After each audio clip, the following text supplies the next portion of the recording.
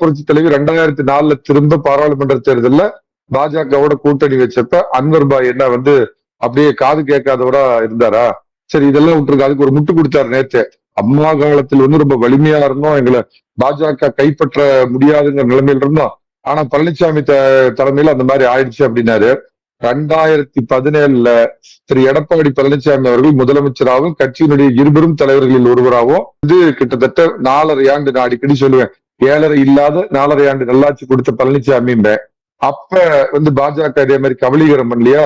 Octopus கரத்தை அப்படியே நீட்டி திங்கிறதுக்கு முயற்சி பண்ணலையா? அவருக்கு என்ன அப்படின்னா, சமீபத்துல அவர் ராஜ்யசபா எம்பி வேணும்னு எதிர்பார்த்தாருங்க.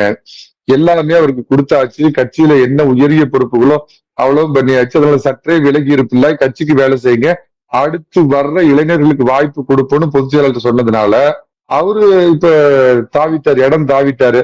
ஒரு கட்சியை விட்டு இன்னொரு கட்சிக்கு போற யார் அந்த கட்சியை பத்தி குறை சொல்லாம இது வரைக்கும் போயிருக்கிறத உலக வரலாறோ இல்ல இந்திய அரசியல் வரலாறோ நீங்க பாத்திருக்கலாம். அந்த அடிப்படையில அறிவாலயத்தின் அல்சேஷனாக மாறி அதிமுகவை பார்த்து குறைக்கிறார் இந்த அன்வர் பாய். சரியான இடத்துல போய் சேர்ந்திருக்கிறாரு.